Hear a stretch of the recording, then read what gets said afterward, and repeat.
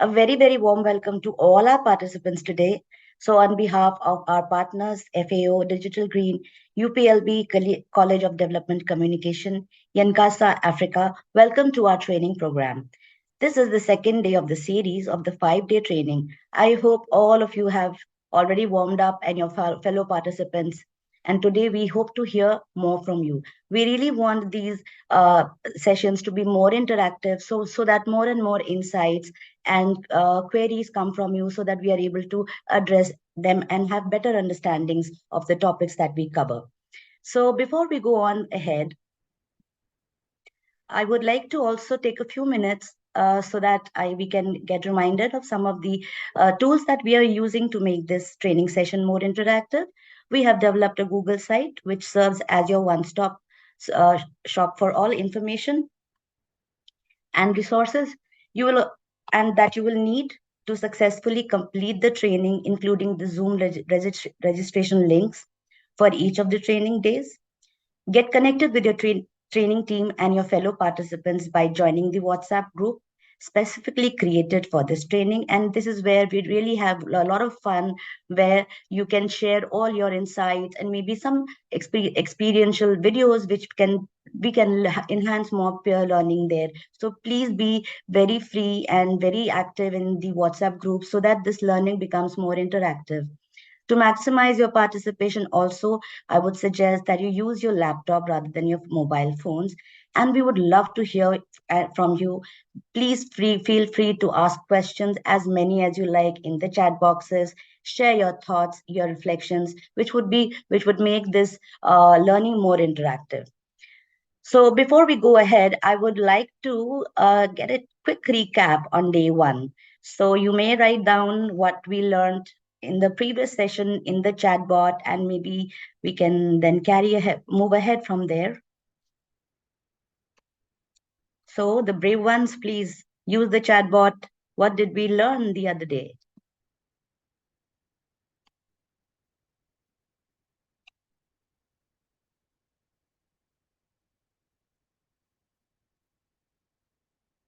Anybody? We did a lot of activities also.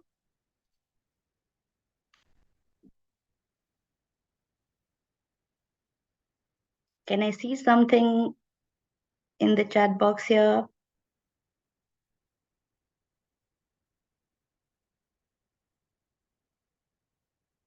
Anyone, please participate. What did we do the other day?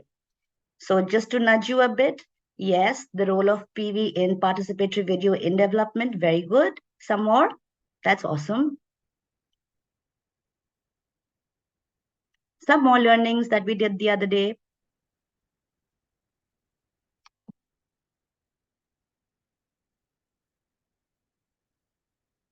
We did some group activity also. What was that about?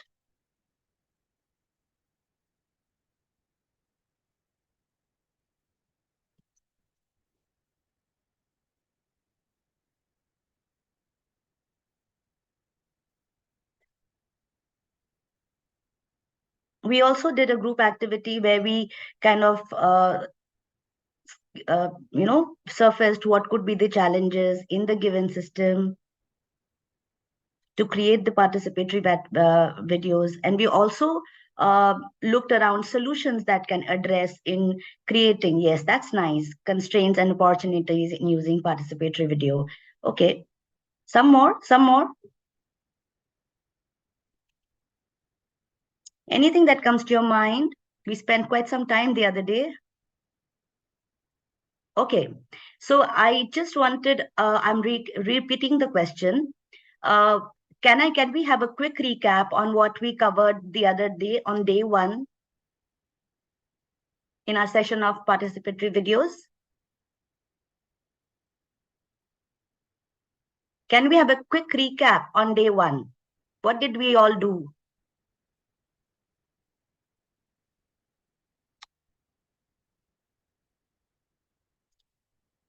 Okay.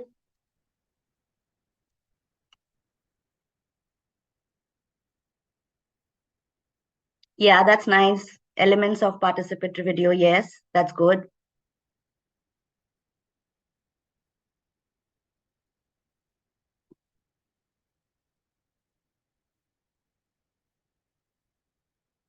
Okay, that's nice. Okay, so I believe we have kind of warmed up enough on our recap of the other day. So having said that, now we can move ahead with the agenda that we would be having for today. So can we have the agenda, please?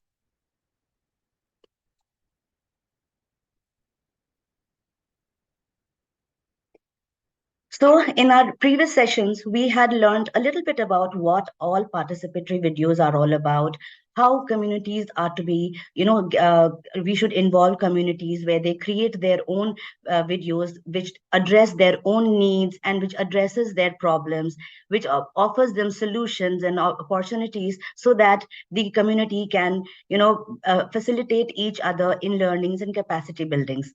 So to further that cause, now we have talked about the participatory video, but the question comes, what all goes into creating these participatory videos? So the other day due to paucity of some time, we could not cover a topic which spoke about choosing the subject, choosing the core. So in our today's digital green presentations, we would be covering some aspects of that as well. And we would also be looking deeply into what really goes into making these participatory videos. So, what should be the pre production stage? Who should select the content? On what topic should the videos be made? Along with that, we also need to look into what should be the storyboard like, because everybody loves to listen to a wonderful story, right? And a story always has a problem, a hero, and a solution. So that's how we adults learn. So storyboarding should be very, very engaging, relevant, and it should address the problem, the content for which the whole video is being made. Next slide, please. So today we'd also understand, like I said, the elements of pre-production phases of participatory video, getting familiar with certain processes of the subject in a participatory video manner, understanding the process of script writing, the process to determine the right content and message, and validate the content with the script. So these are some of the objectives that we would be looking into. Next slide, please. So the topics that we would be covering today would be key messages for production, scripting. We would do a small activity where we will attempt for the first time how a script, how we will address how to write a script.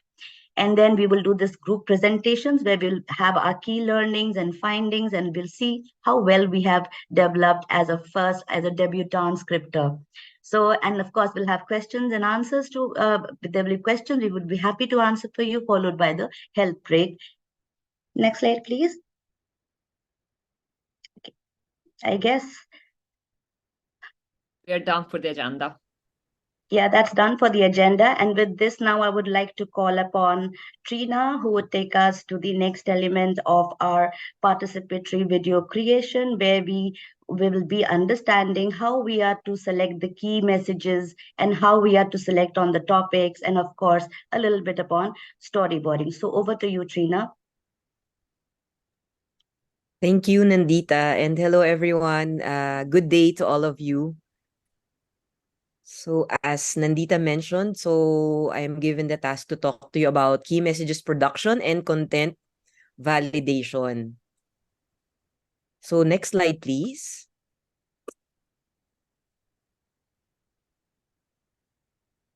Okay, so as Nandita mentioned earlier, we are in the pre-production phase or stage of participatory video production. So it is at the leftmost top left side of your screen, where we are going to talk about script writing and content validation. Next slide, please.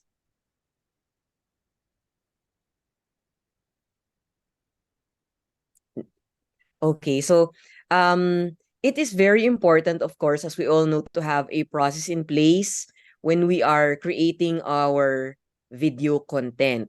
So even though we say that participatory video production is different from our regular or conventional way of producing videos, because the experts are not going to be the ones really to write the scripts or create the content, but it's going to really be the community, of course, we will need the expertise of a subject matter specialist to make sure that the content that we create will be accurate and will be valid. So a video, all we all know that a video has the potential to make a big impact, and so we need to make sure that our video is accurate.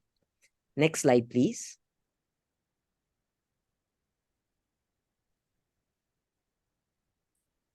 So in checking the quality of our video content, um for example, if you thought about a topic in rice farming, family farming, so you have identified the topic together with key farmers in a participatory way, then the next step would be preparing an outline of the full content before you even write the script. So you start first with a content outline. So this should include, of course, the background, the context, and what would be the problem statement. Is it about water saving? Do you have trouble with fertilizer or insect pest management? What are the processes and steps that would be included in the video? What is the level of content in the given topic? For example, are you going to be just at an informative level, or are you going to dig deeper into the story? And what are the recommendations and benefits? So these are some of the advised things that you think about when you come up with your content outline. Next slide, please.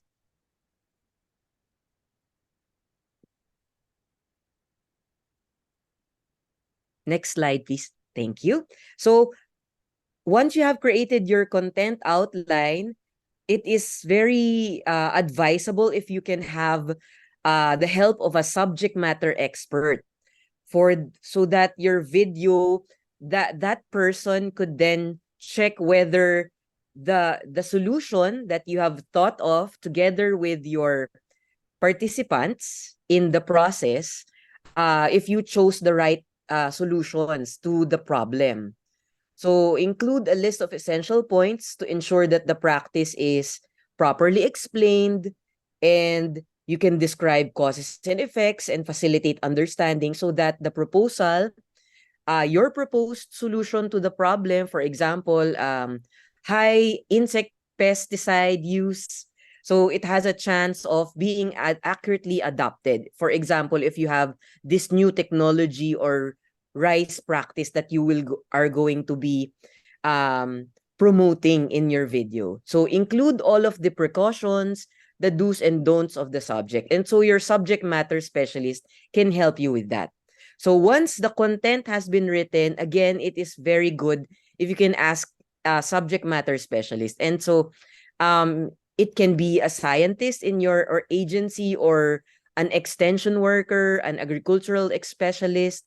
So at this stage, before you go into storyboarding and filming, so the videographer should also check the context, the language, the culture, and examples and units of measurements that are relatable to the audience. What does the audience usually use when they talk about, for example, again, how do you reduce the use of pesticide, for example? So have them checked by a specialist and farmers so that nothing will be lost or misrepresented in the video. Next slide, please. Okay, so thank you very much. That will be it. And I think, can I go directly to the next slide? Thank you. Thank you, Nandita. So kindly share the next presentation. Yes, So wait a second. All right. Thank you very much, Elena.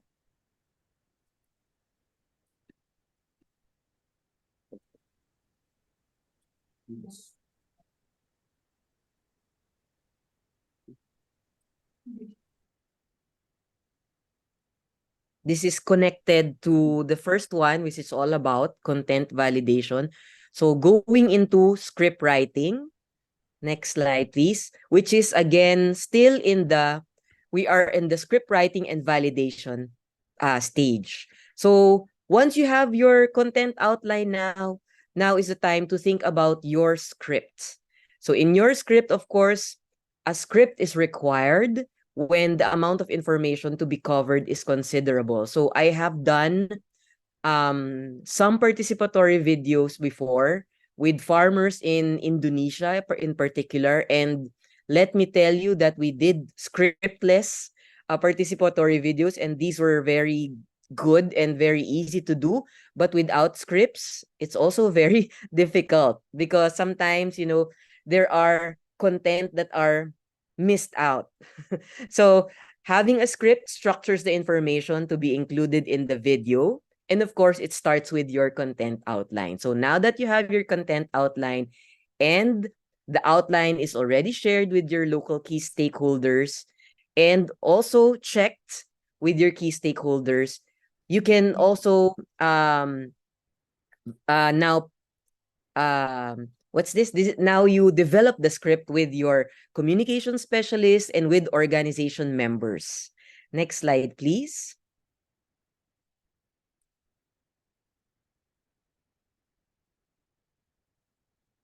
So if you have a big or rather a long script, of course, it will be good to narrow down the script to cover only very specific key messages and come up with the short and concise script. So consider, for example, if you have a very complex topic, maybe you can have simpler subtopics, and this could be a series of videos instead of one long video, especially now when short form types of videos are more trendy and are more all over apps like TikTok and Reels and all of these things. So when you present a series of messages, it is best to also use the same style and format for all the messages. And of course, each message should be connected to the experience of your intended audience. Next slide, please. So for example, if the topic includes a cause-effect relationship, so the order of the information must of course follow that natural order. And you tackle one problem or situation at a time.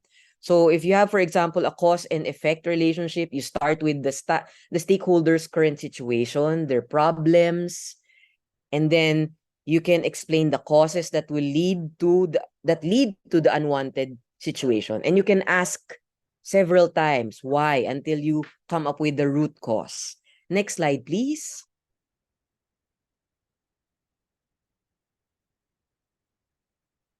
So then you define the best possible solution to the problem or situation in a participatory manner. So by facilitating consultations or mediation among relevant stakeholders, like again, as I mentioned, community members, key farmers, fisher folk, and so on. And then you, of course, adopt a balanced treatment of the information. So we do not want something that is very complex, very technical, but also not something that is very simplistic or generic. So that will explain all the technical points to your audience. And again, as I mentioned, it is good to validate the core content with a subject matter specialist and with your intended audience. Next slide, please.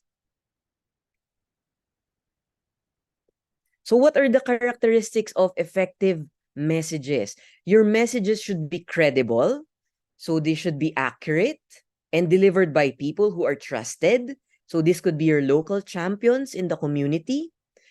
And a good message is concise, so clear and simple. So what are memorable messages? So you could have slogans or taglines, and messages should be relevant and begin with the people's interests. So what do they already know and think? And you then go from there. And of course, an effective message is something that is compelling, something that will inspire people to act. So it's a call to action. And lastly, a key message communicates value. So the messages should resonate with people's core values. So it should really be in touch with the culture of a particular community. Next slide, please.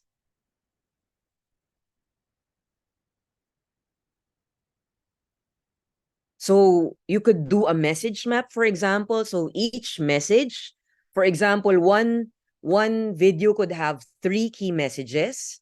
So each message can have a central idea, should have one central idea, and then you have supporting arguments under that message. So, and then your message can be communicated at 3 levels. So with an organization or a community, among your peers, and at an external level. Next slide, please.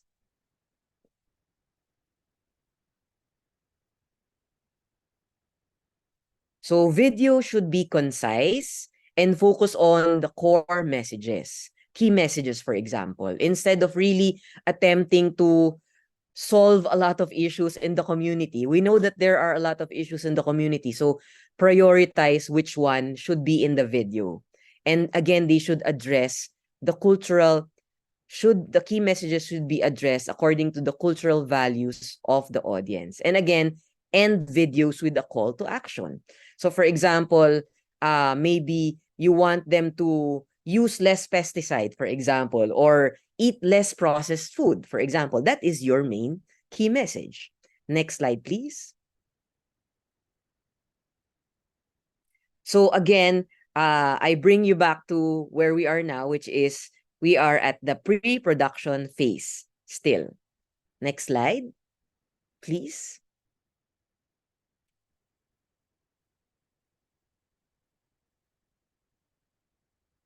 So just going to the storyboard. So, but I think it will be covered. So the next part of the script will be the storyboard, and the storyboard I think will be tackled later on. So I think we will end in that at that place. So thank you very much for listening, and we are still open to questions. I think we have some time. Thank you very much. Wow, Trina, that was really awesome. It was a very compelling, engaging story, I must say. So, yeah, participants, come on, we've got some time. So maybe some questions, would love to answer them.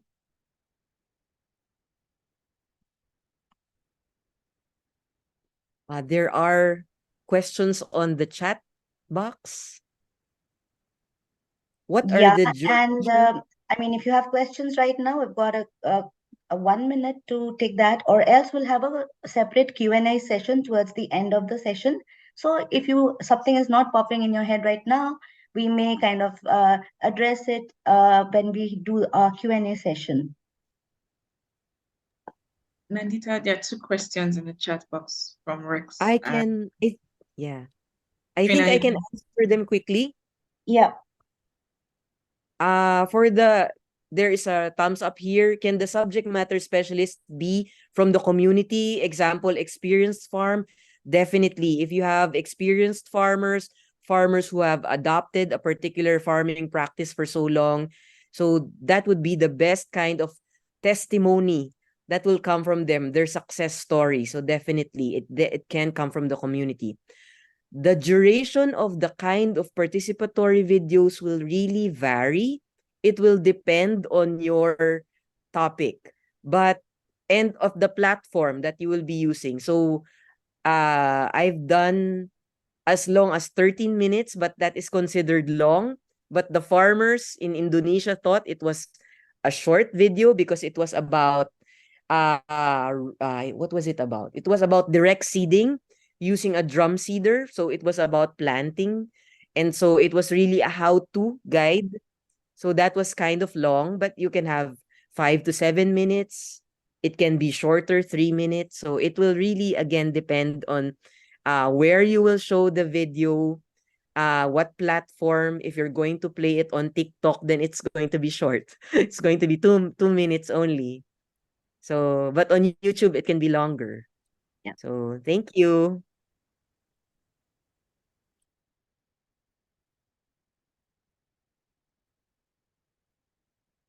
Yeah, there's just one more question. Could you answer that? And then we'll move on. Yeah. Do we need a signed statement? Yeah, actually right now it's all about consent. So yes, it would be better. Agree. It would be better if people will sign an informed consent form that they agree to appear in the video, because we know that the video can be played not just in their community, but it can be played in other communities, and it can also be played online. So it's better to be on the safe side and get their consent. Thank Yeah. you. Thank you Sorry. so much, Tina. Thanks a lot. Hey, Nandita, there is a question from Rex here. I think you skipped it, Trina. Maybe you just quickly respond to it. What are the duration of this kind of participatory videos?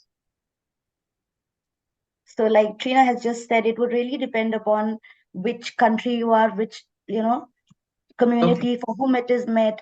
And of course, sometimes maybe it's about the whole farming process. So maybe the audience would want to consume it at one go, even if it is for 30 minutes. While maybe there's some catchy trend that you want adoption very soon. So maybe a small video which can be shared on multiple platforms. So a lot would depend on what the content is, what the platform is, and who is your target audience. So this is the kind of permutation combination that we have to use to make our videos go viral. So basically, I'll just wrap this for our group.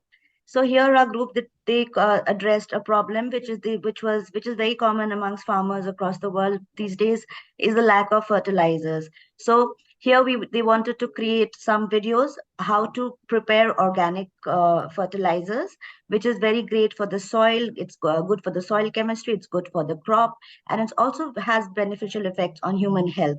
So, and that is where they want to bring in awareness, so that the communities, they learn how using very feasible, economically viable goods around them can be used for replacing something which is chemical in nature. And this is really very important for all the communities across the world to adopt these practices, because it would really help in improving our soil and crop health. So this was from group 2, and now I'll take the privilege of calling upon group 3, who would be presenting from group 3. Thank Go you ahead. very much. Thank you for this opportunity. So on behalf of group number 3, the facilitator has been Francesco, and the members have been the Farm Radio International colleagues. So today we have talked about this problem, the post-harvest loss in fruits, in grain, and especially in the Uganda context. We have talked about Uganda especially, but how to talk about this post-harvest loss in fruits and grain topic. The objective is an action. We want to share knowledge and make advocacy about it, and we have spent a lot of time to talk about this objective. As you can see, the audience is 5 kinds of people. First one, the tomato farmers and farmer organizations. 2, the traders. 3, the market vendors. 4, the consumers. And then number 5, the agriculture specialists, like the institutional experts, and not necessarily only the local farmers experts. We have also spent time about the key message itself, and we think the message is tomato farmers can reduce post-harvest loss using plastic baskets or containers rather than wooden-made case. So the idea is plastic is better than wood. And the core content outlines, we have designed 3 points about it. First, what are the cost of the plastic baskets? Where can I purchase them? Why is plastic better? What's wrong with wooden boxes? Point number 2, call to action. We'd like to get better policies about post-harvest process, so about the storage itself. And the last point, where can I find a focal point, a point of reference, somebody who is able to help me for suggestions, from recommendations in my place, in my village. And because time flies very fast, we haven't been able to write the 30 seconds narrative, but I'm sure we will be very excited to do that, but the time has been too short for the group number 3. Thank you. I'm sure. That was very, insightful. and very informative. It's a very good idea. So with this, we now call upon group 3. Oh, that was group 3. Group 4. And we'll come back to group 1 after the last one is done. I guess Victoria's back.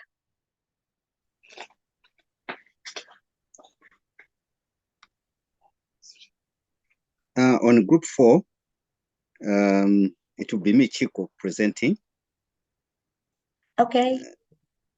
Yes. So I'll be very fast due to time. In our case, the issue at hand that we feel is affecting Malawi is reduced or declined soil fertility that affect agricultural productivity in Malawi. And the objective, we thought, is to provide the process involved in producing manure and its proper application to improve soil fertility. We felt that reduced soil fertility, if it's not being addressed holistically, productivity is not, crop productivity will not be achieved. So the core content outline is problem issue reduced or declining soil fertility.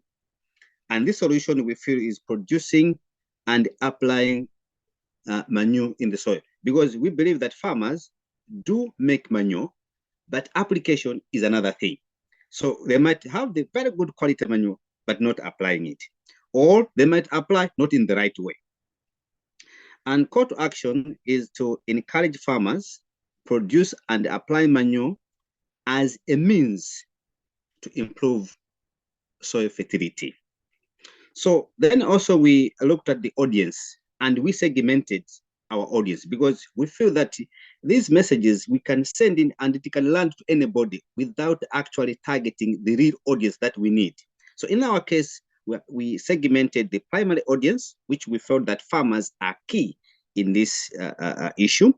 And then we also looked at the secondary audience, which are the communities, NGOs, educational institutions, it could be primary, secondary, or tertiary, and also agriculture extension workers. I could also stress on agriculture extension workers because these are the people who are in contact with farmers.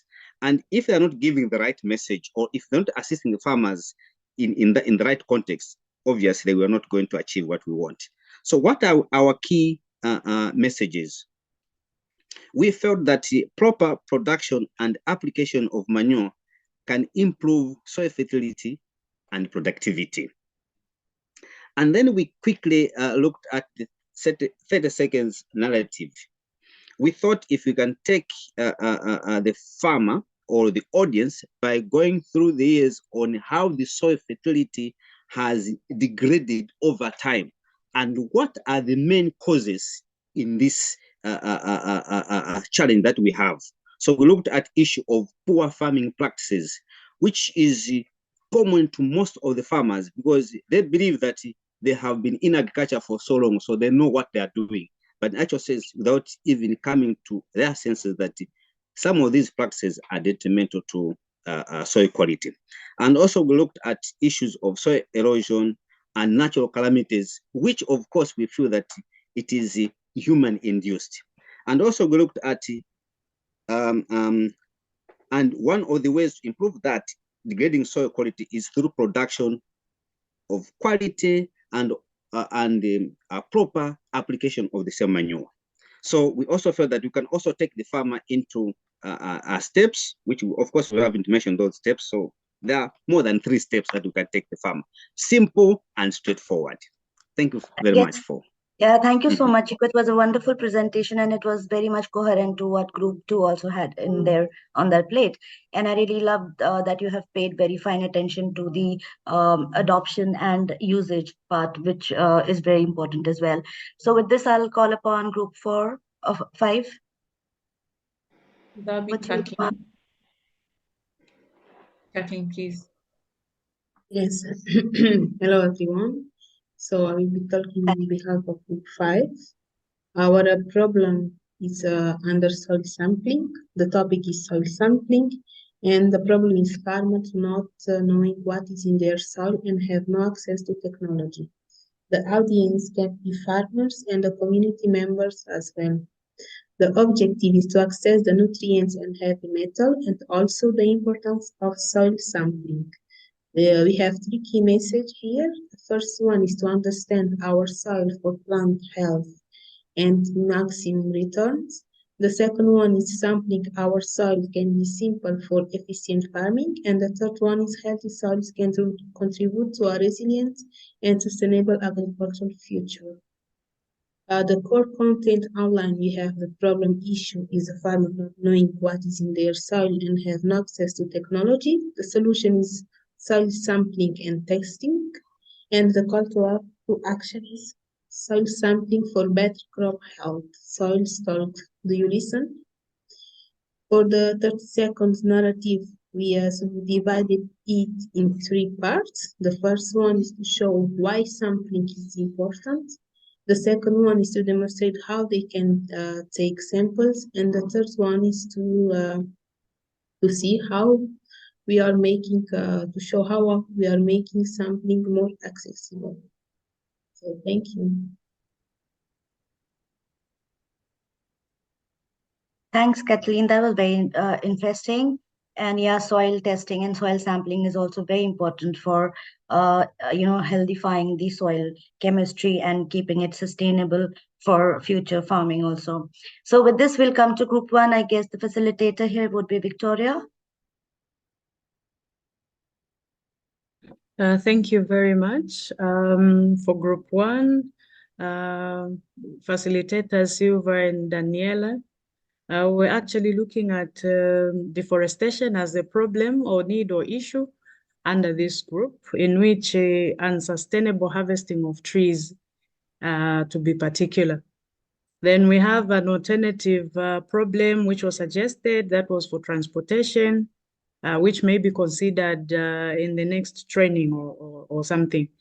The objective of the problem there is one, to train community members on sustainable harvesting techniques.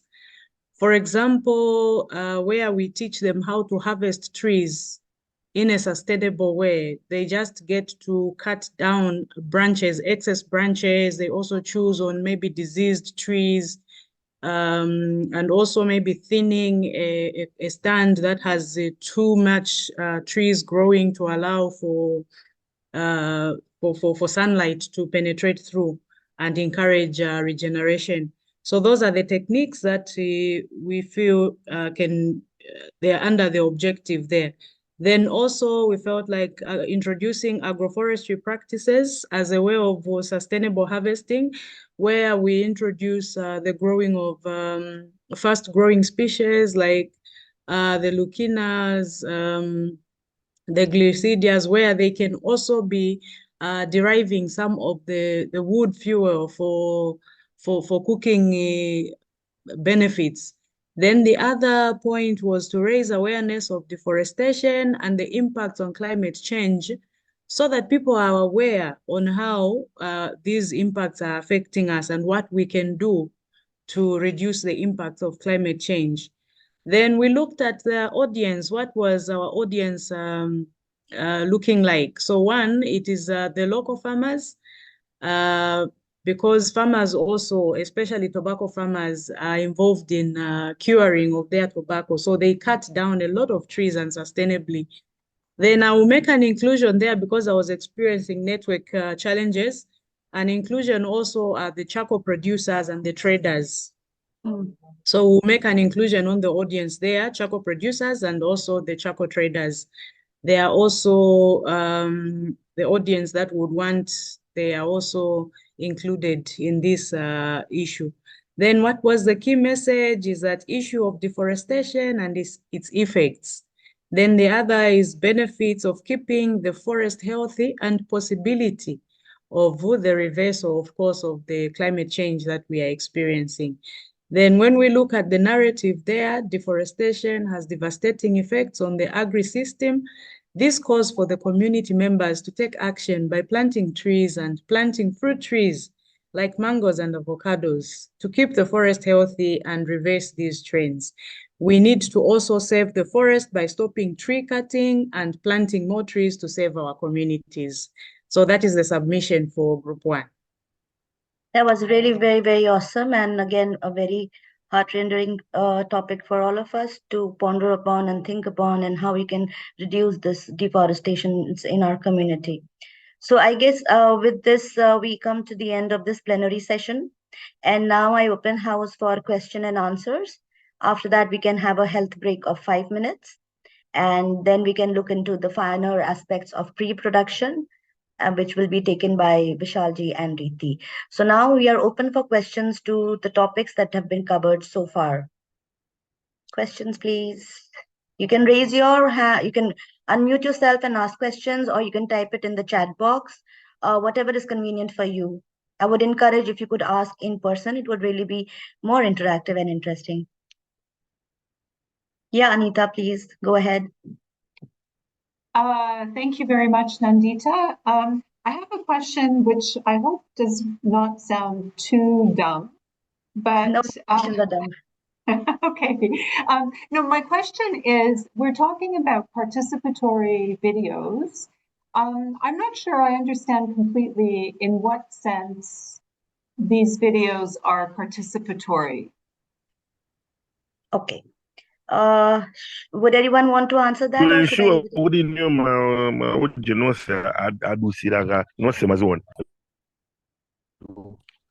No, but it bait. Sure.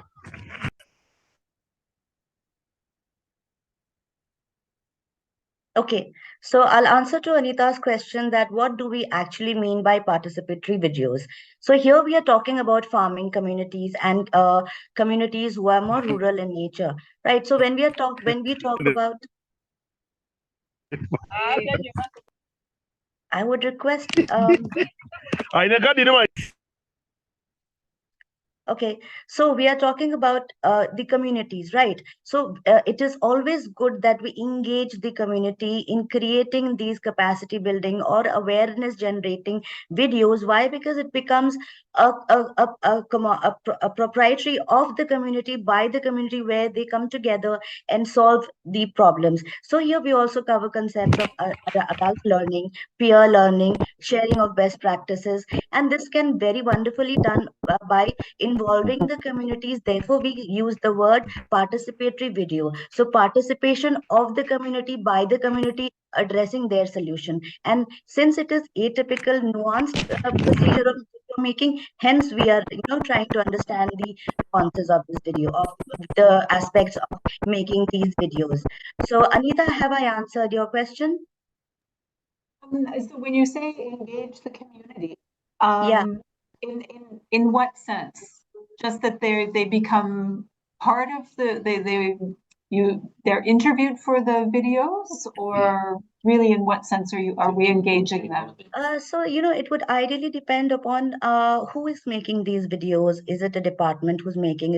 Are they the frontline extension workers who are making these videos? So when we talk about these videos, then we want to engage the farming community. So maybe they define the problem, and it can be optional. They themselves can be a part of that video, or we can have people who can enact as them. It would all depend upon the tools that are available, or how much of resources are available, right? And when we talk about these participatory videos, we should be mindful of the fact that already resources are pretty limited. Hence, we need to maximize on what all is available around the ecosystem and engage with them. Okay, thank you. I hope I've answered your question. Yeah, who's I'm sorry, I just can't pronounce. You can say Mauli. Mauli, yeah. I'm so sorry, Mauli. Yeah, please ask your question. Actually, it's not a question. I would like to let's say add some element to what you say about the participatory video. I think it's all about this PV approach. I think in our project we assume that we have the right way to address some issues, but we don't take time to look at the community perspective. If you are working with farmers, they have their own perspective and they know more than us what to do and what their solution to those issues. So I think the whole approach is to be more inclusive, to take other people's perspective into account when you have to shoot your video, because now we just prepare in our own and go there and shoot our video. But maybe if we take those people perspective into account, we can do a better job and show how the project impacts those community or not. I think the whole process is about that.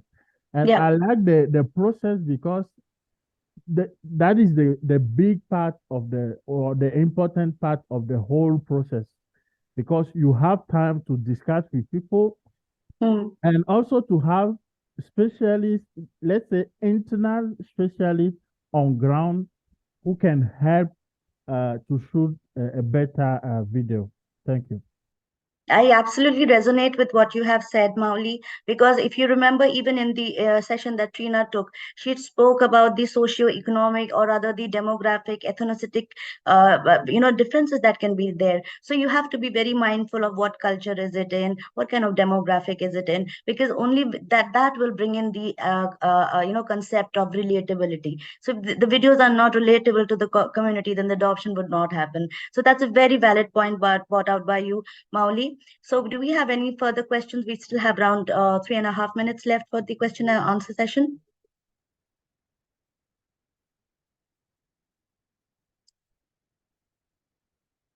Some more questions, observations, reflections? Yes, Sebastian, please go ahead. Yeah, thank you. Sorry if I've missed the answer, but I think Rex, a few minutes ago, I've asked this question. So really sorry if you already answered. What's the duration of a video? What's your recommendation? How long should be a video or a video series? That's I think we covered that, but however, I'll repeat it again. Really sorry. No, that's perfect. That's just all right. So, see, when we are creating these videos, first of all, like we say, what is the problem definition? And obviously, when we define the problem, the objectives would come in. When the objectives come in, then we would get a fair idea as to how what should be the length. So it would then again depend upon what platform are you going to choose. Is it going to be TikTok? Is it going to be Insta? Is it going to be some social media application? Or are you going to put that out on a YouTube channel? So all these, your platform, your content, your audience that you are engaging in would enable you to create that perfect balance or a perfect permutation combination of all the elements for the videos to reach out to maximum audience. And of course, once when the reach out has happened, then maximum adoption. So ideally, if the platform is say TikTok, or if you're wanting to make a very small video about which is informative, it could be between 3 to 5 minutes. Ideally, it should not exceed 5 minutes, because with time we have noticed that the human engagement towards content is decreasing, right? So people want quick information, faster information they can have on the tips. That's one approach that you can adopt. However, if you're delving really deep into some practice, some farming practice, so if it has to be done in half an hour's time, then it has to be done in half an hour's time. So again, the one who's creating or the videos should be mindful of all these aspects. So I hope I've answered your question, Sebastian. Yeah, thank you. Thank you very much. Thanks so much. Anything else, people? We've got 1 more minute and then we can go for the health break. Let's talk. I have a question. Yes, please. How to make those videos more fun? More fun is like more let's say attractive to watch, month That's a span? very good question, Mauli. I'll tell you how it is. Again, it depends on your audience, right? So if your audience is like frontline extension workers, direct farmers, then that video has to be more interactive. It has to show real testimonial of farmers, and real life experiences have to be there. At the same time, when we talk about like involving the community, so if we get taglines from them, how would you define your video? How would you name it? What do you want this video to be called? How do we bring in the fun element out here? So once when you are in the creation with the community, all these elements come out. It is up to the creator how he or she is engaging the community in creating these videos. So that's one. And the other thing is, suppose if it is a science-based, very agronomy heavy video, then it has to be dealt differently, because here the target audience could be, lead farmers, could be scientifically aware farmers. So it would depend upon the target audience. So Malawi, I hope I've answered your question. Mawali. Yes. Sorry. Thank you. Thank Okay. you. Okay, with this, we end this question answer session. However, if you still have questions, please feel free to use the chat. You can park your questions there, and we will definitely answer each and every one of them. And Uluma, I guess with this, we take a 5-minute health break. Yes, sure. So, yeah, so we'll be back at what time? We'll be back in 5 minutes time, so 2:30 we should be back. Sure, then let's go for the health break. See you soon. Elena, please take it. The participants join that.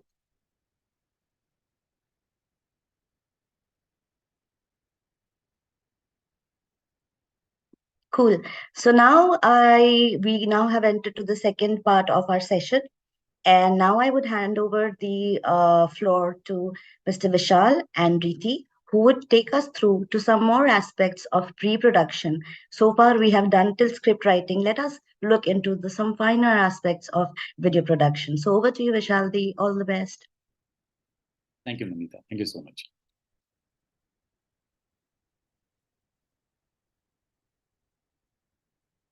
I will request to share the PPT, please.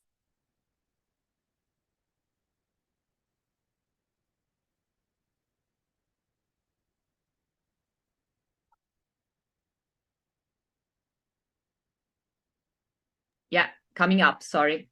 No issue. Yeah. So I hope you all are enjoying the session. So till now we have learned how to write a script, and you all have written a really good script in like 30 minutes. And it's all about how you write, how you think about the concept, how visualize it. So the visualization of a script, a dialogue, or a shorts, that now we will discuss it here. So thank you once again, and hello everyone. Today we are here to discuss, understand, and learn the storyboarding. It's the next step of scripting or storytelling. So here we will discuss storyboarding process under the umbrella of pre-production. We will be covering the following topics here today. Storyboarding, obviously, storyboarding in video production. What will be the role of storyboarding video production we will discuss here. Stages of storyboarding in video production, linking the scripts and audiovisual language. And obviously, we missed one part in last session in previous day training, participatory rural communication appraisal. So here, let's start with the understanding of participatory rural communication appraisal. This is the method of finding a core subject for your video. It involves a research method involving local stakeholders with the aim to meet community needs and reflects their perspectives. It helps in planning and participating in development initiatives. So it also builds community ownership and common commitment through identifying communications needs and prioritize also addressing communities' unique need and perspectives. So next slide, please. So the objective or the benefits of this method is to combine insights from local community members and technical experts to address specific issues. It also encourages collaborative efforts and positive changes within the community. Then it also strengthens the impact by compelling videos with other communication materials, dialogues, and field practices, which help us utilize video in communication campaigns to tackle challenges like climate change and food security. It also becomes the platform for sharing and experiences and solution of community members, particularly farming facing difficulties. Next slide, please. So now, imagine you have to make a house. So what will be the first step to do? You will take help from an architect to make a design for your house, in which everything is clearly mentioned, like the size of the house, room, which rooms will be where, electricity, electrical points, etc. So this layout has the exact description of how your house will look like. Similarly, when you prepare a storyboard, you have to mention all the things related to the films, related to the particular video, like shots, camera angles, dialogues, mood of the character, etc. All the things you have to write there, so that the people related to films, related to that video, can visualize the actual video and how it will be look after reading the storyboard.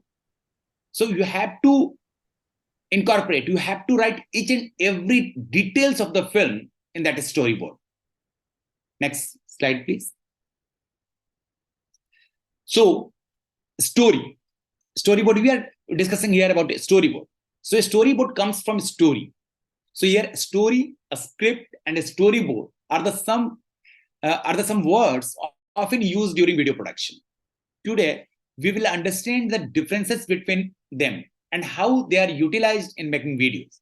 Let's first talk about storyboard, because we have already discussed story and script in our previous sessions.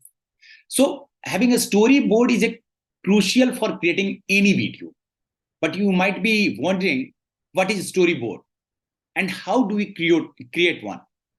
In the next few slides, you will learn to make a storyboard, because it's very important for us to make a storyboard.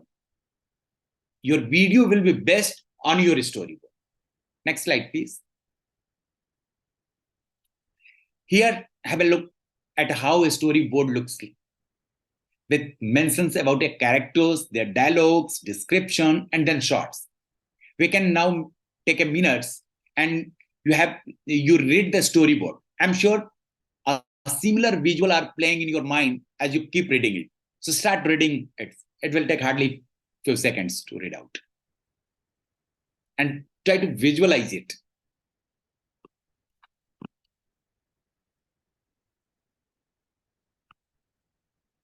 Okay. So now, next slide, please. Now that we have understood what a storyboard is, how it looks like, it's the video process creative tools wherein he or she proposes the best visual and audio descriptions of each shot, using simple drawing and text covering all the different concepts and proposals included in the script. Each shot in the storyboard is described in terms of types of shots, the angles, and the position of the camera, the action that takes place during the shot, and the time it should take. Hence, it is important to visualize and mention the same on your storyboard. Along with that, do mention complementary elements like voiceover or any additional elements such as interviews and dialogues, etc. Next slide, please.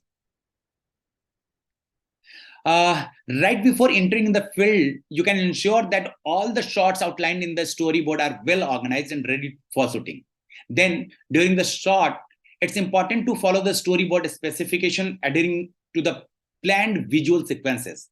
At best practices, confirm all the shots in the storyboards have been captured before concluding the shoot at a particular location. This ensures comprehensive coverage.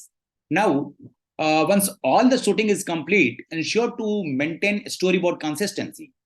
Check that any new elements introduced in the editing phase align with the storyboard structure and do not conflict with the video's main message or convey a different narratives. Next slide, please. At the last, let's reflect how storyboard is extremely important. It's important for a script and audiovisual connection. It's also important for alignment with the intended messages, consistency and error prevention, and harmonious location selection. So having said that, having a storyboard will ensure that end message remains the same with consistency and prevent any mistakes. Next slide, please. Next topic, basically, please. Yeah, thank you. So now we will discuss the shooting basics. What is shot, scene, and sequences?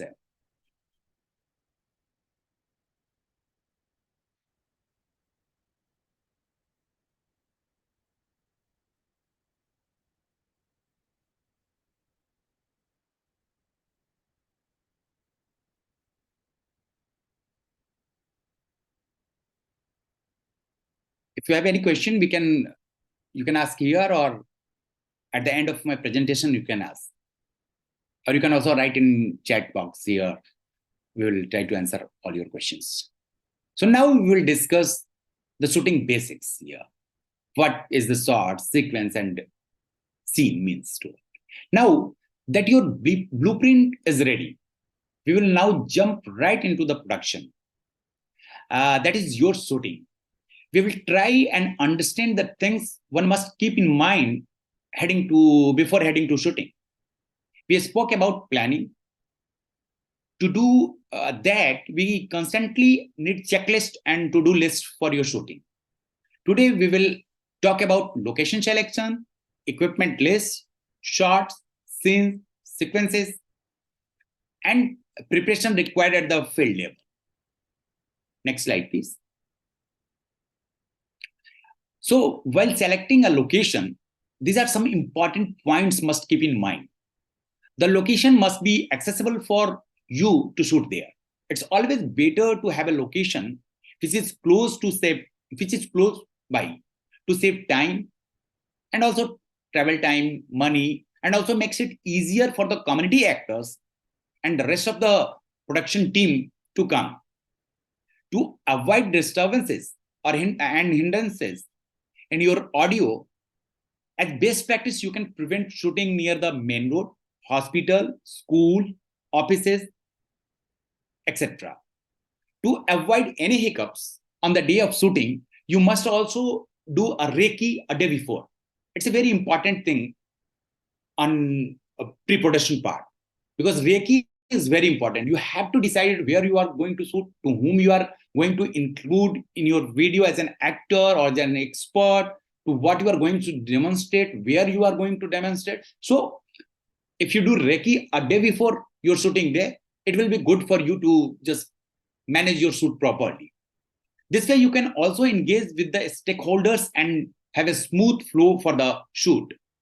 Since we will be shooting on field, you must be respectful and also seek permission from the necessary authority or the individuals. So it's also important. We always try to take permission before shooting or before engaging any actors, community actors or community members in your videos. Next slide, please. So here is the equipment list. What we need, what we require for a shooting. So at the shooting day, we need a camera, a lens, a battery, IC adapters, tripod, or if you're shooting from mobile, you need a mobile mount, sound recording system. If you are using extra mic or external mic. If you are shooting at night or indoor setup, you need some lights for that. So these are the equipment list. These are the list equipments we need at the time of production, at the time of shooting. Next slide, please. We must also try and understand the differences between a shot, scene, and sequence. It's a very commonly used word that this is a great shot, this is a great scene, and what is sequence? So here we have to understand the basic difference between shots, scene, and sequence. In filmmaking and video production, a shot is a series of frames we have 24 frames in one shot. So a shot is a series of frames that runs for a uninterrupted period of time. Therefore, it is a single continuous action captured by the camera. So once you start the start button in your camera, and then you pause that button or stop that button, whatever is recorded in one go is called one shot. So it's a very interesting thing to understand what is shot. There are different types of shots, like stream long shot, mid shot, close-up shot, OTS shot, over-the-shoulder shot. So these are the main shots we use in our films. These are the main terminology we use in our film. And this shot, based on the camera placement and how much area is being shown on the screen, we have to decide that which shot we are going to use for a particular frame of that video. Next slide, please. One must also prepare a shot list according to the location. Since you will be shooting different shots in different locations, and these shots might not be in the same sequences as your script. So it's best to have an outline of the shot list under each location, along with the necessary resources, additional information, and the key details, etc. of that videos. So it's always suggested, advisable, that please make a list of that shots. Next slide, please.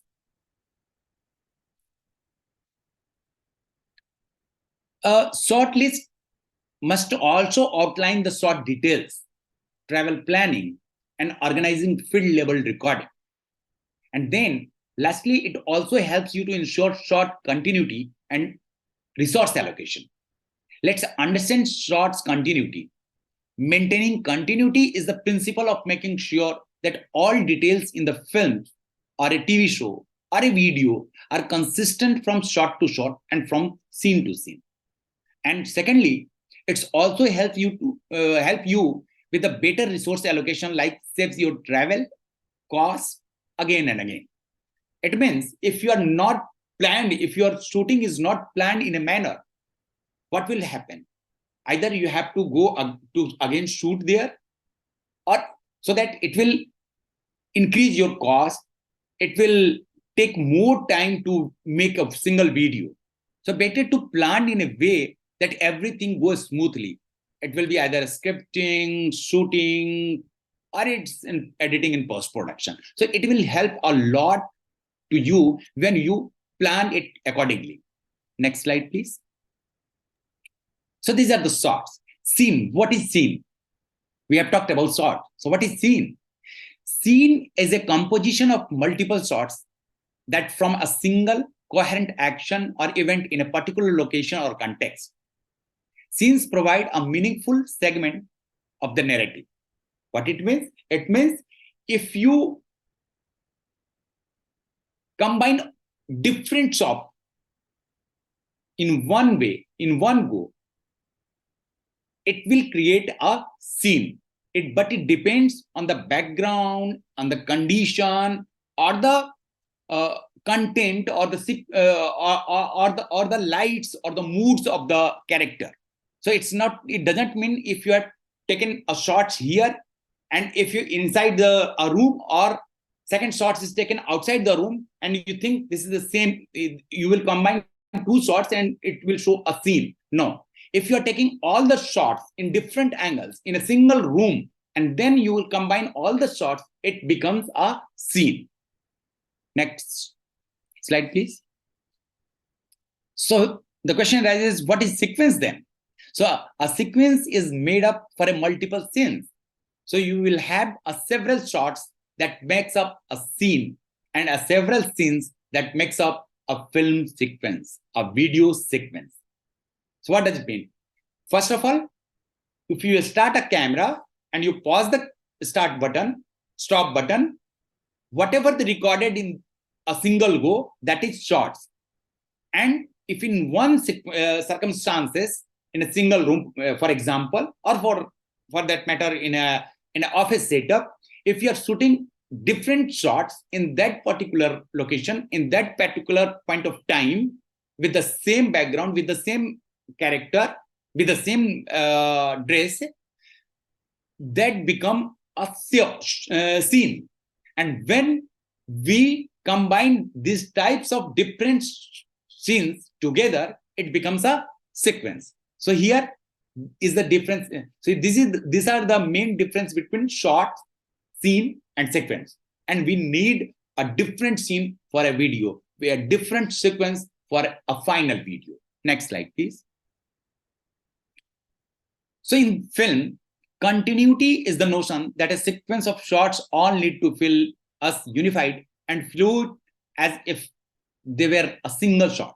If a director chooses to cut from one shot to another, audience should feel like nothing has changed in terms of time and space. Temporal continuity ensures that a film seems to flow continuously in time, and spatial continuity ensures that geography of a scene stays consistent. So you have to make sure that the continuity means continuity in audio, continuity in video, continuity in dress, continuity. If we are talking here wearing specs, and next scene I remove my specs, but my dialogue is continue, my action is continue, everything is continue, but my specs is not here. This is the continuity break. So you are also a viewer, we can think, in last scene he was wearing a glass, but where is the glass in next scene? And next to next scene we again wear the glass. So these are the continuity means. So when you're writing a script, when you're preparing a storyboard, make sure that it's a continual. Means if video is made with your script, with your storyboard, it seems it smoothly passes on before the eye of viewers. So when you're writing a story script or preparing a storyboard, try to include all these points to make an excellent or interesting storyboard. Now I will request Riti, my colleague from Digital Green, to proceed for the next few slides. Thank you, everyone.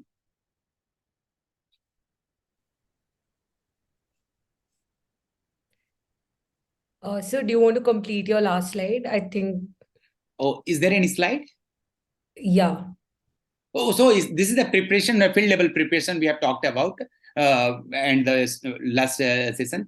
So definitely we need to be careful and planning for that because video needs a planning. Video needs a careful handling of the equipments, of the script, of the character, of the actor. So we need to be prepared for even unseen things. So we need consideration of location, participant, sound, everything we need to be prepared before we shooting. To ensure a smooth production process, we need to be careful at the field every time. Thank you. Thank you, Riti. Over to you. Yeah. Can we head to the next presentation? Meanwhile, so we've spoken about storyboard so much, and we've spoken that how you need to like have exact descriptions about your shots. So that's where we're going to get into now. We're going to understand framing, and we're going to understand some rules which will help you frame your scenes a little more better. So once we have the slide on, I can start. Yeah. So, and also we have 20 minutes, guys. So I want you guys to be hyper focused and keep going with me because it's all very technical information, right? So we're gonna, like in this presentation, we're gonna mainly talk about when you're shooting. This is now we've entered production completely. So when you're using your camera, there are different heights that you can put your camera on. There are different movements that you can use. There are different shot sizes, and there are some other rules also which kind of help you to like enhance your frames. By frames, I mean like what you can see right now, the subject, the background, and the foreground. So we're going to get into like camera movements and camera heights and a few more rules. Can we go to the next slide? So the first and the most basic rule, which is like there in filmmaking and photography, is the rule of thirds, right? So basically what the rule says is that if you put in two lines, like as you can see on the screen as well, if you put two lines horizontally and vertically, so the points at which the lines are intersecting, if you have the subject over there, the viewer's eyes will be automatically drawn at those points, right? And it basically makes your frame look very visually balanced. So to quickly understand that, if you guys have understood this, now I want to know, do you guys think my current frame is in align with rule of thirds? If you guys think so, then you can put a thumbs up on the in the chat. And I would appreciate if everyone can like participate quickly, because we also don't have a lot of time. So then I can know that everyone's getting it, right?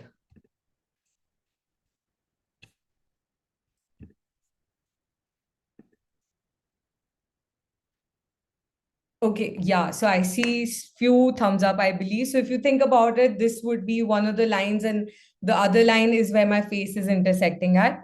We can move to the next slide now. So that was your rule of thirds. Now there are like few camera angles which are tested, and we know that, you know, these are helpful, and these kind of draw the viewer's attention quickly. So obviously everyone has a good side, and which is what makes like a good angle as well. So from over the time that we've seen that if you put your camera at a 25-degree, then basically it kind of creates a little bit of depth, right? And basically it'll create a perception of depth with your subject.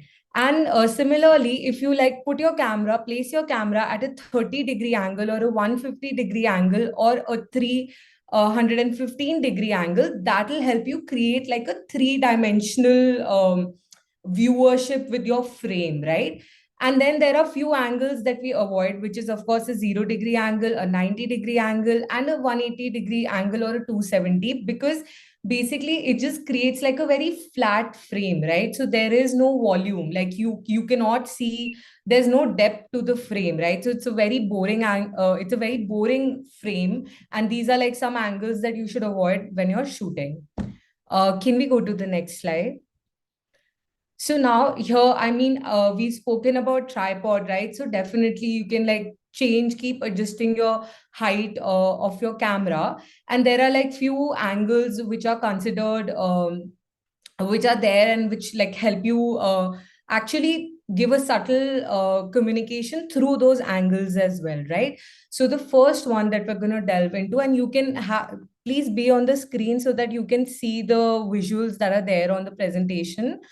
So if we talk about an eye level angle, that means it connects the audience with the characters and the subjects for the idle conversation. So it's like at your eye level, right? So when you're viewing it, it is at your eye level, and it will help you connect with, like, it'll help the audience connect with the subject, right?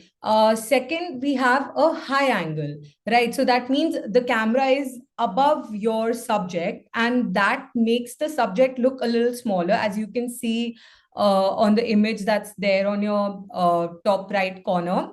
So it'll make your subject look smaller, which kind of suggests that there is this sense of vulnerability with the subject, right? And pole opposite to that is like a low angle, in which the camera is placed below your subject, and that kind of like makes your subject look very large or very prominent in the frame, which also kind of indicates power. Like it shows like a power dynamic. It's a subtle way of communication through how you place your camera, right?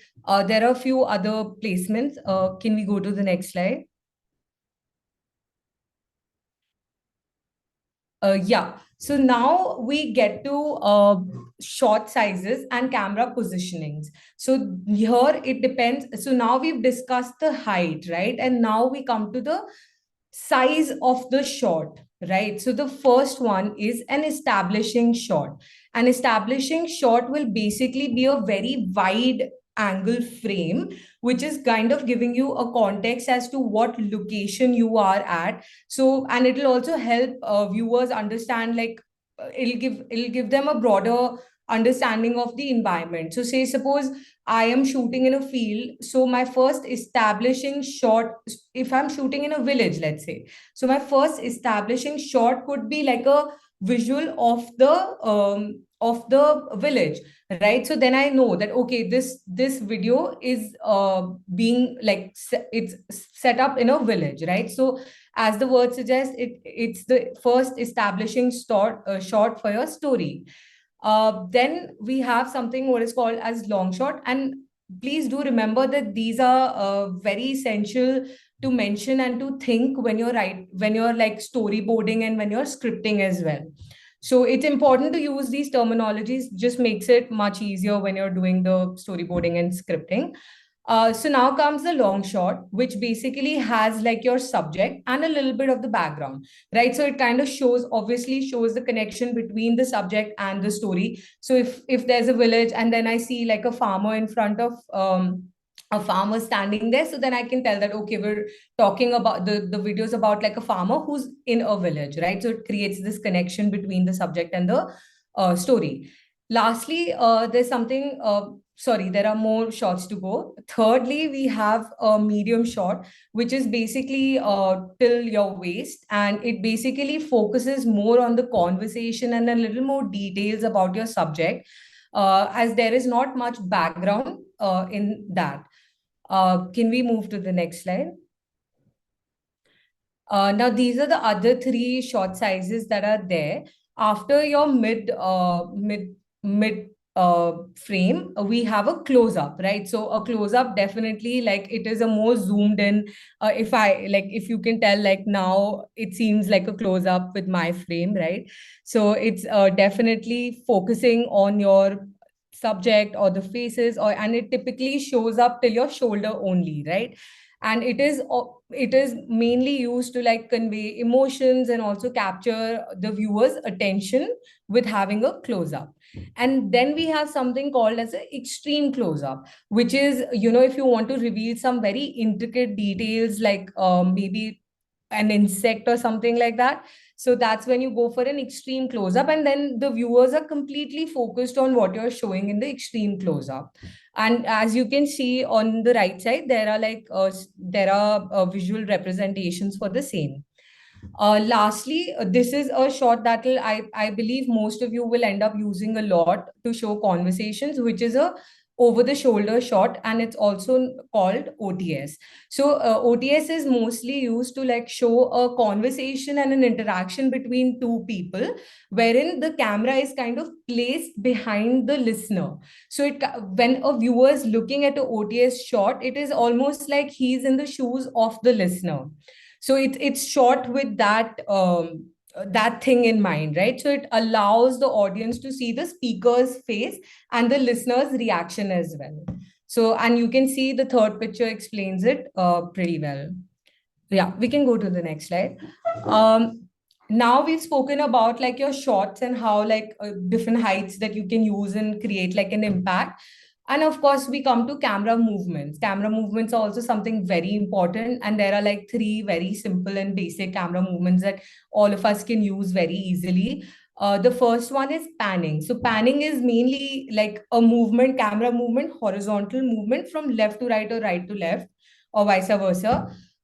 It is, if I had to say, like if we're showing like an establishing shot, then pan movement is used a lot in those kind of shots. And then we have a movement called which is tilting. And as the word suggests, it's basically like a vertical movement of the camera from top to bottom or bottom to top. And as you can see in the image as well, like if you're shooting a building, like a high-rise building, so you can probably go bottom from up and it can kind of, like tell you that how tall the building is. And then last, and I'm sure most of us already know about it, which is zooming. So it's basically like you're adjusting your camera's focal length to make something look closer, and you can like definitely go zoom in on something or zoom out on something. So those were like some camera movements that you can definitely like use in your video production when you're going for it. Thank you. Then lastly, a lot of us are going to be using mobiles, and like today mobile phones have become so high tech and there are like so many features there, and like some of them I would like to like highlight, which you can definitely use in your video production.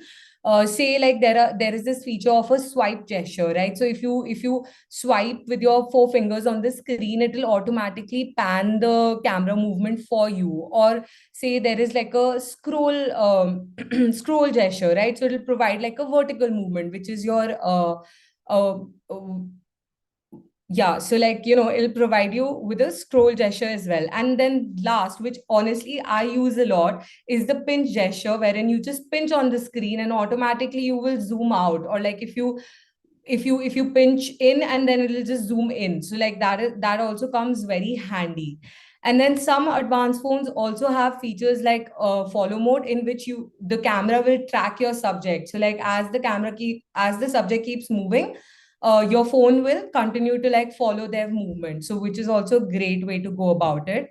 Lastly, there's also like a walking shot, wherein you can literally hold the camera in your hand and then you can walk, which will create like a dolly like effect, which will be smooth movement, right? And then I'm sure many of us have used like selfie sticks. So you can actually use a selfie stick to create like a crane, which is used in professional filmmaking when they're shooting films and all. So you can use it and you can create movements, like you can raise it or lower it. So that can also create like very interesting camera movements. Can we go to the next slide?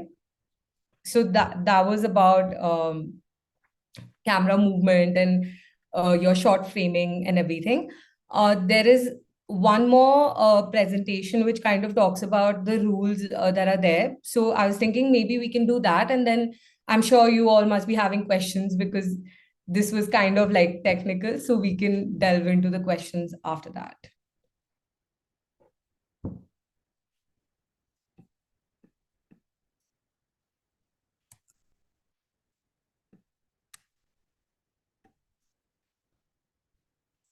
Can we please have the second presentation? Thank you. So now we'll understand some visual rules which have been experimented upon, and they have come, and it has been proven that they add to the aesthetics of a video. So these are like few rules, and of course, like there is no hard rule that you need to follow them, but definitely following them will make you can make use of these rules, right? And it'll help you it'll help the viewers grab more attention when they're looking at your video later. Can we go to the second slide? Yeah. So there are, of course, the importance of visual rules. It helps you create it helps you create like a very appropriate and a suitable scene for your look and how you want it. It also helps the viewers with their understanding, right? So if you've used a certain rule, it'll help the viewers understand your message more easily, right? And then it will also help you improve engagement. Of course, like we spoke, that say like a rule of third, if you put it in your framing, then definitely the viewers their eyes will jump into where your subject is at. And it will also probably help you simplify complex narratives. If you're delving into something very complex, and if you have your framing right, then it will probably help the viewers and ease their eyes when they're looking at a video. So we can like jump on to the next slide and look at some of the rules.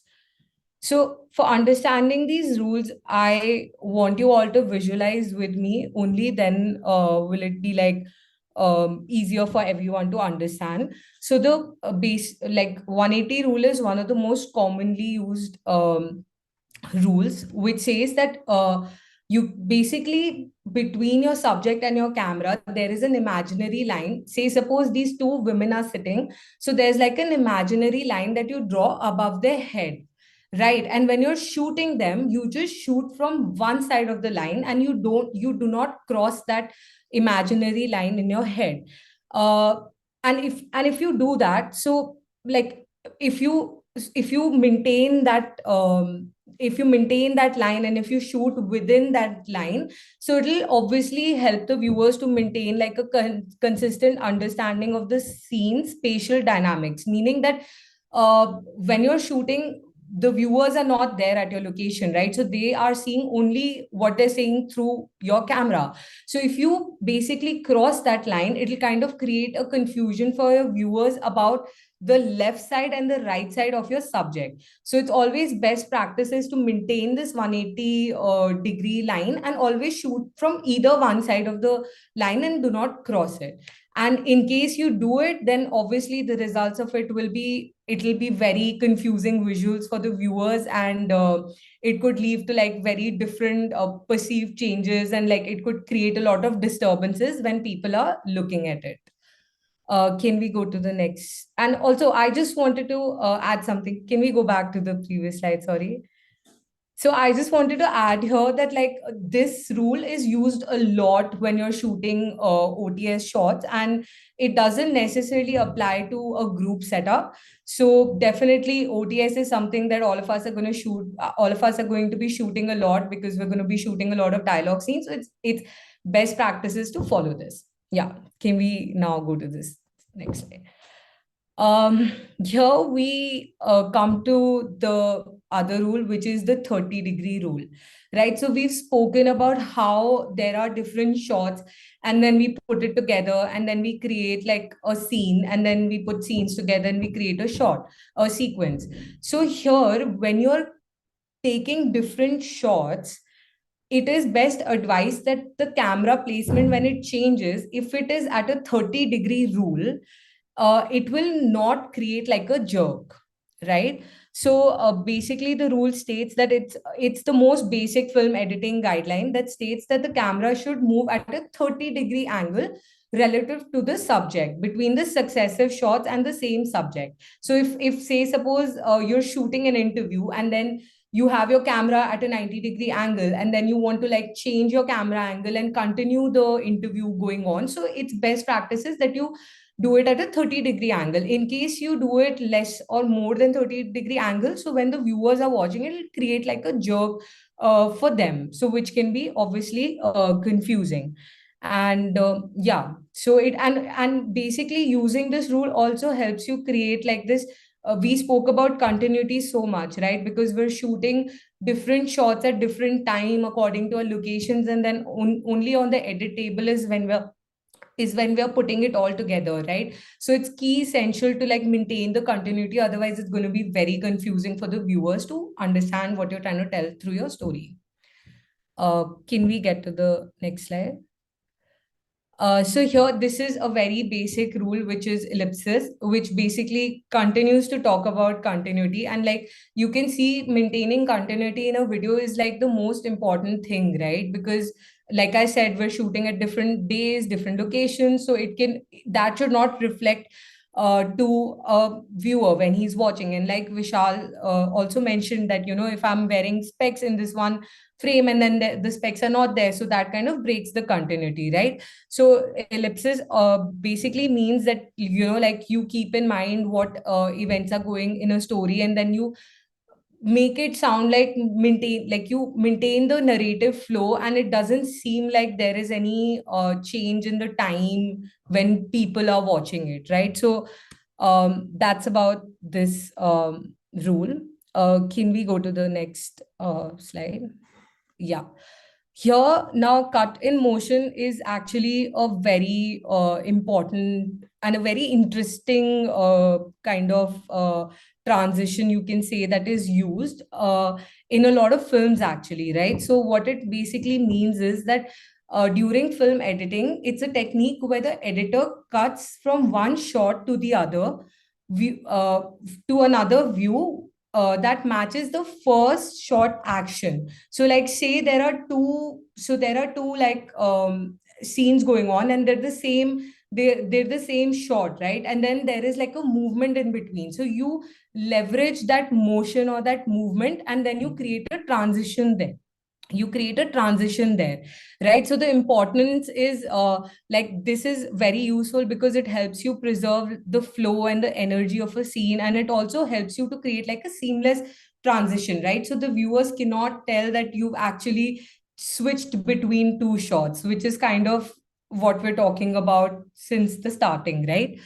And it also like helps you keep the audience very captivated and very like focused to the video, right? Because it's like a movement is going on and suddenly the shot has actually changed, but you can't really tell because it's kind of shot at the similar, like the frame is relatively similar. Can we go to the next slide?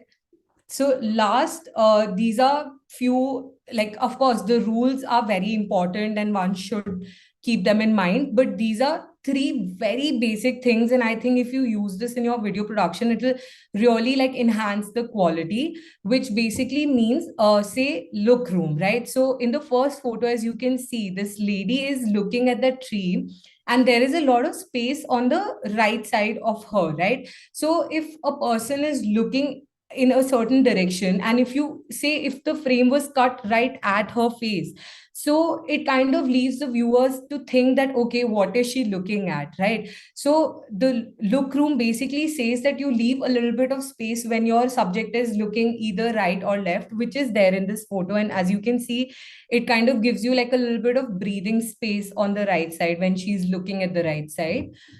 Second is a headroom. So headroom is basically like, say I'm the subject, so what's the gap between me and the frame that's ending? So this seems to be like a good headroom, and I would say.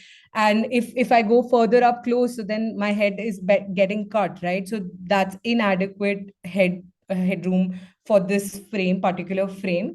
So definitely, as the word suggests, that there should be like enough space between the subject and the frame where the frame is getting and where the frame is ending. Lastly, we have something called as the walk room, for which I would like you guys to refer to the second picture. As you can see, this man is walking towards the right side, and if the image was cut right like at him, then leaves the viewers to question, okay, where is he walking to, where is he going at? So it's best practices to leave a little bit of breathing space in the direction that your subject is walking through, and it just creates like a very seamless frame for you. Can we go to the next slide? I think we're over. Yeah. So I think I tried to like compact as much information in these 20 minutes, but I think leaves us with some time for questions, and we're happy to like answer your questions. So we can jump right in. And sorry, I was not on the thing. I haven't seen whatever was there on the chat box. Thank you so much, Riti and Vishalji. That was really very, very informative. And now we'll leave the session open for question answers. Yeah.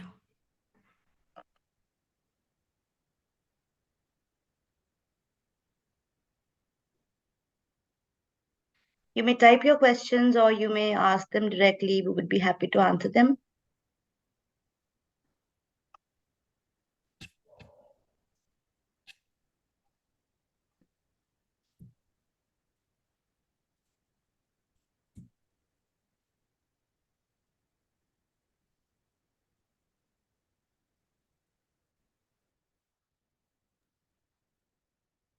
No questions. So in that case, I think we should ask questions. Yeah. Actually, they need some time to practice it, and then they will come with more questions. There's a question. What is the optimal moment to incorporate drone footage into a video shoot? So can I go ahead and answer this? Please, Yeah. please. It's a very nice question. So that's actually like a very interesting question and takes me back to something that I spoke about, which is that a drone shot is essentially a wide frame, right? And it's kind of telling you about the location. So which kind of puts it in an establishing shot for me. So, and though I'm not saying that there is like a fixed way of how you do things in a video, but I think having it as an establishing shot would be the idealistic way to go about it. What do you think, sir? I think because it'll kind of give you, yeah, it'll give you a context of the location and where you're at and the geography of the place. So I think it'll be best to have it as an establishing shot. Yeah, there is no rule of in filmmaking. So you can say that we need 3 minutes, 3 second shot or 5 seconds. Ideally, we advise that minimum take 3 seconds shots to just establish particular shot.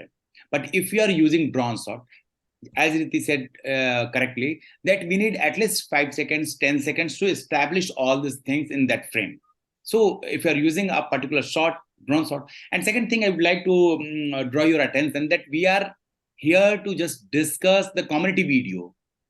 So in community video, if you are asked, you will ask me, we are not going to use drone shot. Our community members are not going to operate drone in their community video. So we are here to just learn the basic techniques, tips and techniques of filmmaking.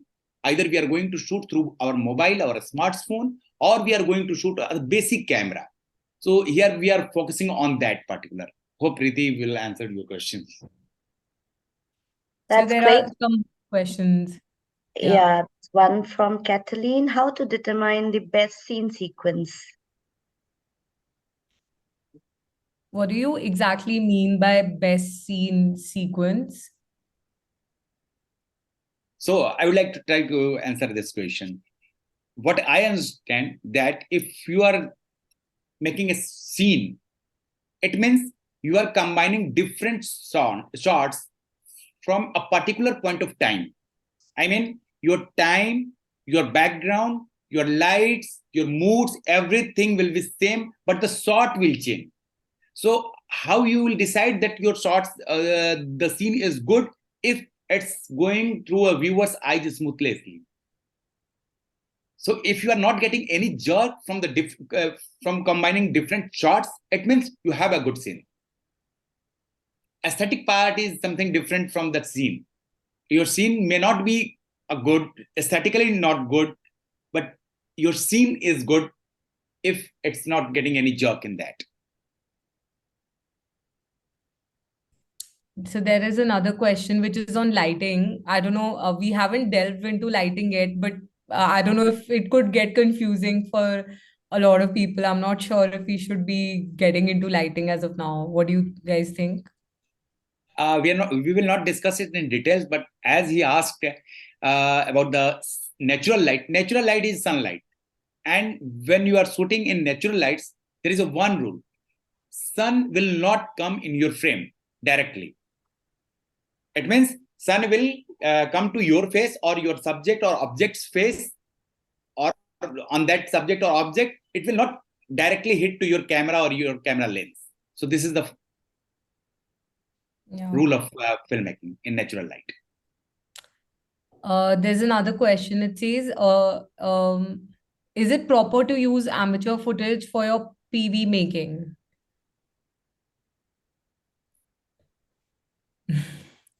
I think Yes. I hope that after this session, your footage is not amateur and it is kind of professional.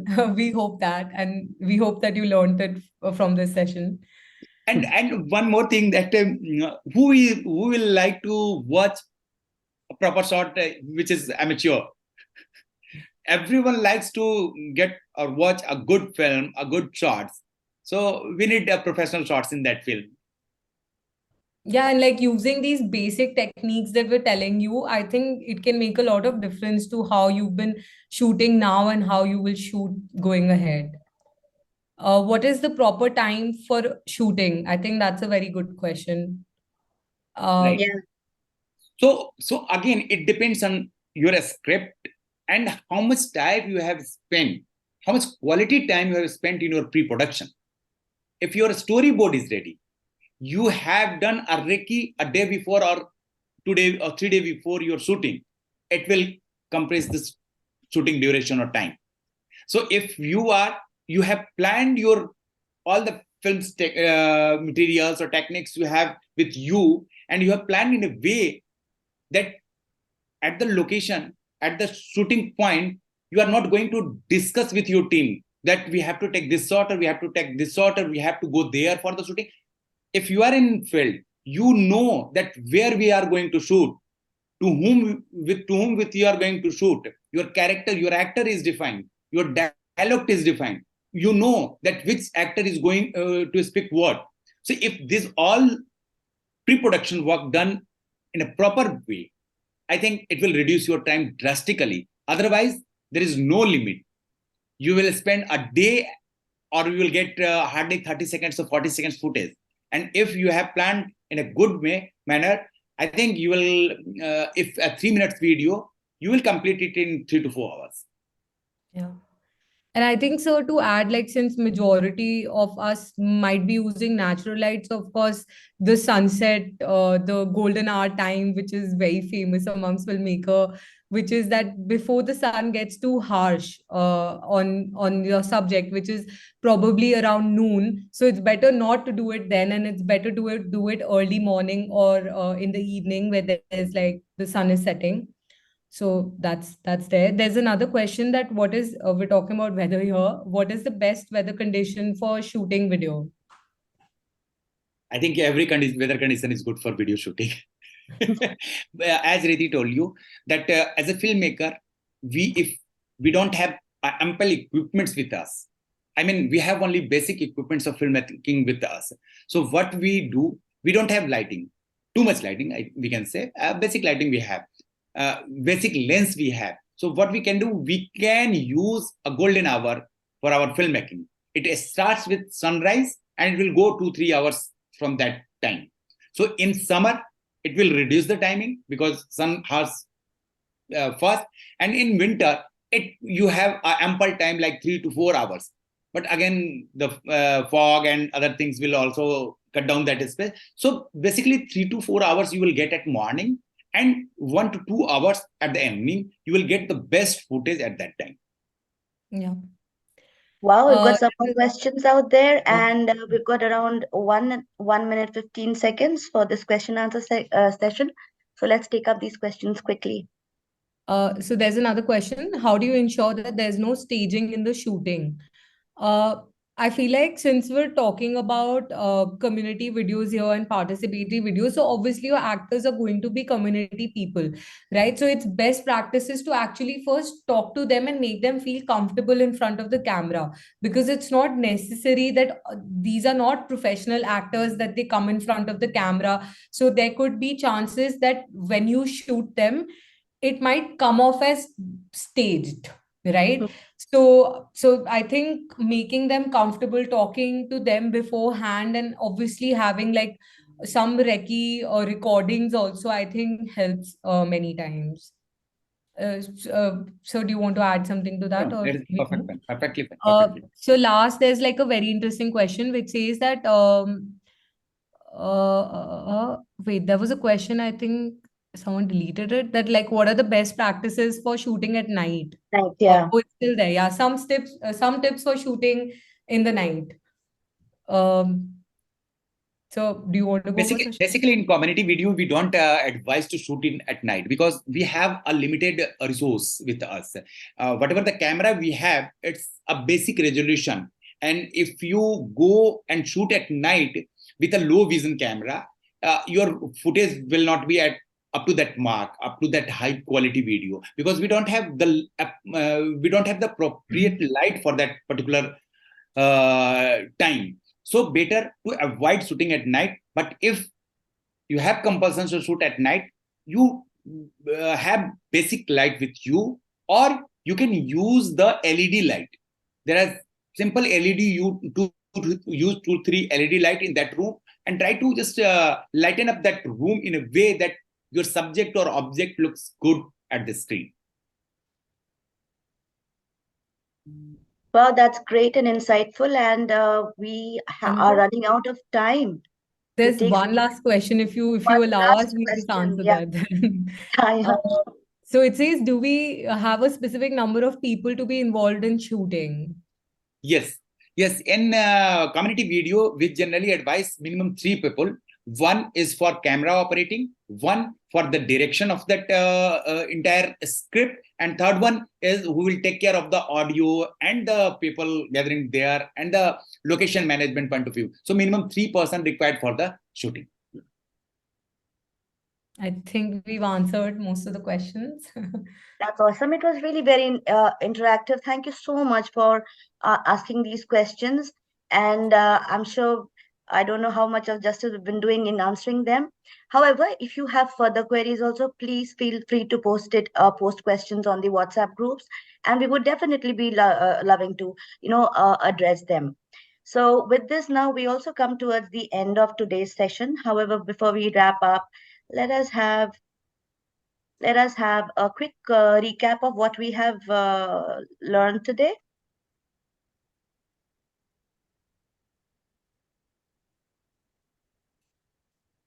So someone can volunteer and tell us. Of course, there was a lot. So we learned a lot about scripting. We also talked about various intricacies that are involved in. Yeah, Imani, Peter, please tell me.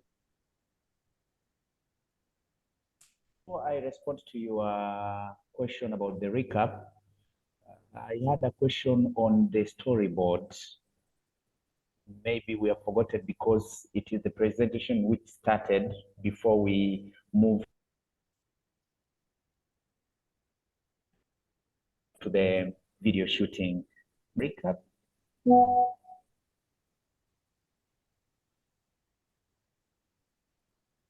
Hello? Is there any question? What is it? Yes, I am asking, can I ask a question about the storyboard? Then Yeah, please do, please do. Oh, thank you very much. I was asking that sometimes you might find yourself that you are preparing your storyboard, but maybe you are not an expert. You have the story in mind, but you are not an expert of writing those angles. How can we solve that in this respect of creating a participatory video? Can I answer this? Please, Vishalji. There is a proverb in filmmaking that whatever you think, you can write it and you can make video on that. So if there is any sequence, if there is any story in your mind, definitely you will write it. You will get the right word to write it and make the video on that. So basically it requires a time, a practice to do this. You will practice it, you will get the ideas, creativity, your own creativity will increase, and you will get an idea to how to write it in a way that it looks good, it looks engaging, and it looks interesting to the viewers. So it needs practice, basically. Yes, of course, a lot of practice. And it's just your first step that is difficult. Today we took a first step in writing a script, right? All of us, we were able to do it. So everything, there's a first step to it. Now, with that, I would also like to remind you that tomorrow we would be doing the storyboard on the basis of the script that we all have written today. So maybe you all can kind of think around it tonight or whatever time that tomorrow if there's a storyboard that is to be prepared on the basis of script, how would you go about it? So maybe tomorrow in our exercise we can be more creative and ideative. So that's one aspect out there. And besides that, now I would also like today we've come to the end of the session, and so we would like you to fill out a small poll form for us. So this poll form would be anonymous, however it would also give us feedback as to how we can make these sessions more interactive for you, and also cover aspects which maybe we could have missed out. So I would request Catherine to please pull out the poll form which you all can fill up. So these are the questions that we would like you to answer. What did you like the most in the session of the day? What did you like the least in the session of the day? And we have, I think, just one more question on there. What should we change for the next session? So you can fill this form out, and in the meanwhile, I'll just give you like a minute to do that, and then I can leave you with some reflective points that we can reflect upon towards the end. So I give you a minute.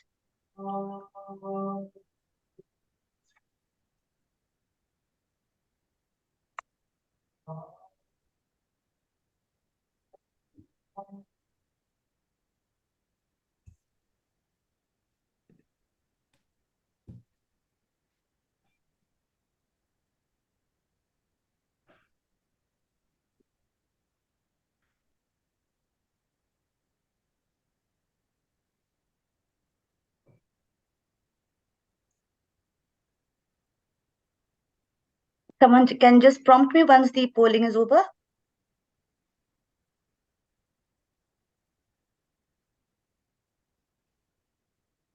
Nandita, we can also request our participants to go to in field or wherever they get times and shoot, practice it before coming to the next session. Yeah. That's what I intend. The reflection point would cover those aspects. So like once when the polls are over, then I would like to share the reflection points with the participants. So someone just give me a thumbs up when it's done. Participants are still replying. Okay. Hi, Nandita. I Hi. think while they complete the form, you can inform them already about the reflection points, the next meeting and such. Yeah, thank you. Sure. So the reflection points for the next session that would be that we would be conducting on the 24th of November would be, we want you to think about a participatory video project that you really want to do for your communities, and reflect upon what kind of subject would you choose, how would you go about the topic, how would you go about the design element of the video, how would you design it, and also like maybe ponder upon which platforms would you like to kind of put it on, who would be your target audience. So maybe just do a kind of think about a participatory project work that you would love to do once you get back. And then in our next session, we can maybe discuss on that and have more elaborate insights from you, all of you. Yeah.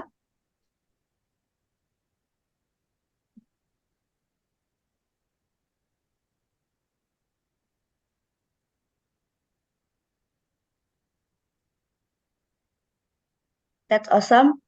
So I guess with this, we come towards the end of today's session. So it was a great learning session today, interacting with all of you and answering your questions. It gave us a lot of learning also. So please keep this participatory mode on forever. And we'll again see you on the 24th of November. Yeah, thank you so much. Thanks, everybody. Thank you, colleagues. Thanks, participants.